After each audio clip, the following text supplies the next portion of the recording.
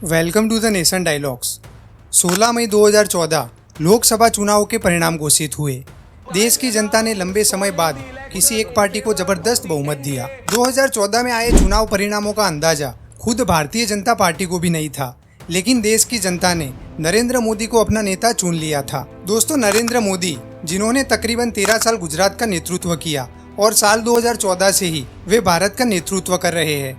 नरेंद्र मोदी ने अपने 10 साल के कार्यकाल में ऐसे ऐतिहासिक फैसले लिए हैं जो आज से 1000 वर्ष बाद भी याद किए जाएंगे। इतना ही नहीं, नरेंद्र मोदी सरकार ने एक फैसला ऐसा भी लिया था जिसने आधी दुनिया को हिला कर रख दिया था। दोस्तों, क्या था वो बिग डिसीजन जिससे परमाणु युद्ध का खतरा पैदा हो गया था? जानते हैं इस वीडियो में आगे। नरेंद्र मोदी ने सरकार में आने के बाद पहला ही काम इकोनॉमी पर किया।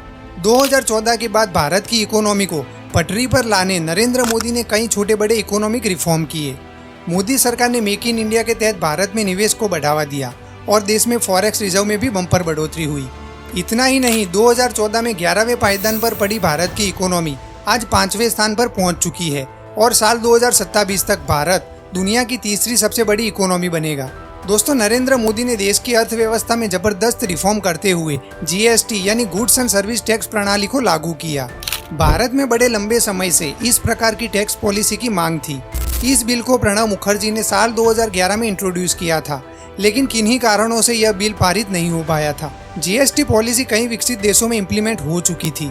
इस पॉलिसी के तहत ही भारत की टैक्सेशन सिस्टम पारदर्शी हुई और अर्थव्यवस्था में छोटे बड़े उद्योगों का कंट्रीब्यूशन भी बढ़ा है। दोस्तों, नरेंद्र मोदी सरकार का दूसरा सबसे बड़ा डिसीजन था डीमोनेटाइजेशन। डीमोनेटाइजेशन से भारत की इकोनॉमी कैसे मजबूत हुई, आइए जानते हैं। लोकसभा 2014 के चुनाव भ्रष्टाचार के मुद्दे पर लड़े गए थे और नरेंद्र मोदी ने अपनी चुनावी सभाओं में देश की जनता से यह वादा किया था कि वे सरकार में आए तो काले धन पर जबरदस्त कार्यवाही करेंगे। दोस्तों, 8 नवंबर 2016 को नरेंद्र मोदी ने देश को संबोधित करते हुए 1000 और 500 के नोट को बैन कर दिया। This decision was the biggest decision of independent India.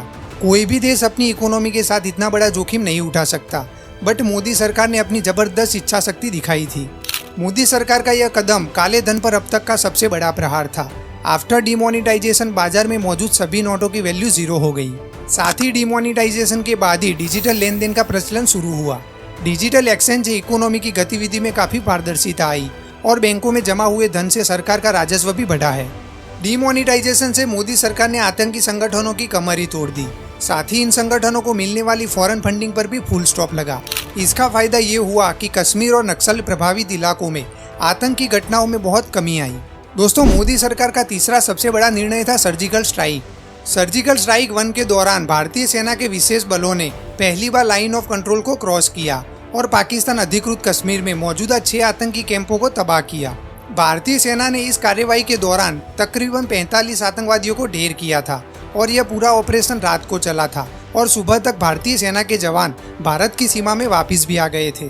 दोस्तों, दूसरी बार 14 फरवरी 2019 को जब पुलवामा में दस्त लगाते हुए सीआरपीएफ के काफिले पर कुछ आतंकवादियों ने हमला किया और इस घटना में भारत के 40 जवान शहीद हुए। इन दिनों देश में चुनाव का माहौल भी चल रहा था। ऐसे में नरेंद्र मोदी के नेतृत्व ने आतंकवाद के खिलाफ अपनी जबरदस्त इच्छा शक्ति दिखाते हुए पाकिस्तान के बालाकोट पर एयर स्ट्राइक कर दी।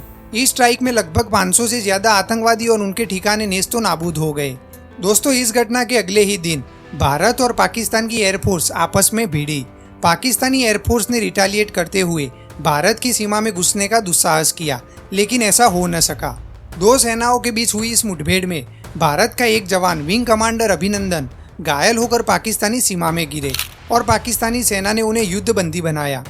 लेकिन नरेंद्र मोदी सरकार ने बैकडोर डिप्लोमेसी का सहारा लिया और दुनिया के कई प्रमुख देशों को यह जानकारी दी कि अभिनंदन को अगले 2 दिन के भीतर अगर भारत को नहीं लौटाया तो भारत पाकिस्तान पर मिसाइल अटैक करने को मजबूर होगा। दोस्तों, ये फैसला इतना बड़ा था कि तत्कालीन अमेरिकी विदेश मंत्री माइक पोम्पियो ने अपने पद से हटने के बाद अपनी किताब नेवर गिव एन इंच में लिखा कि 2019 में भारत और पाकिस्तान परमाणु युद्ध के बेहद करीब थे। मैं उस रात को सो नहीं पाया था। दोस्तों, वाकई उस रात कुछ बड़ा होने वाला था, लेकिन भारत के दबाव के बाद अमेरिका, फ्रांस और सऊदी अरब जैसे देशों ने मध्यस्थता के जरिए अभिनंदन की रिहाई को सुनिश्चित किया। 3 तलाक पर लिया गया नरेंद्र मोदी का फैसला भी ऐतिहासिक है।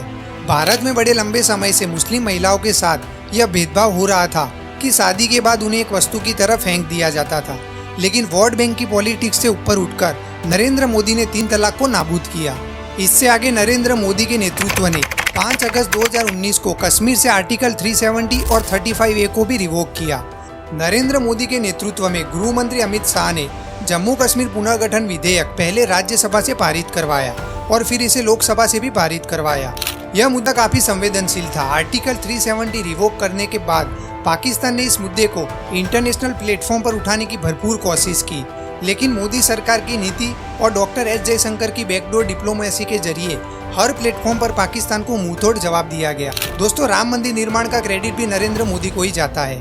ये बात सच है कि राम जन्मभूमि विवाद का निपटारा सुप्रीम कोर्ट ऑफ इंडिया ने किया, लेकिन इस मसले को कोर्ट में मजबूती से उत्तर प्रदेश सरकार और केंद्र सरकार ने ही लड़ा है। इतना ही नहीं, राम जन्मभूमि ट्रस्ट का निर्माण कर प्रधानमंत्री मोदी ने राम मंदिर के निर्माण पर सरकार की प्रतिबद्धता को स्पष्ट कर दिया था।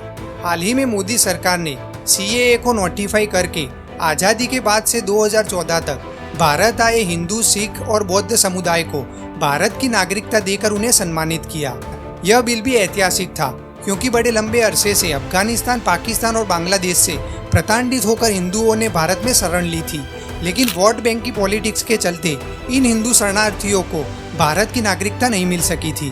दोस्तों, नरेंद्र मोदी के नेतृत्व वाली भारतीय जनता पार्टी की सरकार ने इन हिंदुओं के साथ न सिर्फ न्याय किया बल्कि भारत के मानवीय मूल्यों को भी संप्रेषित किया है।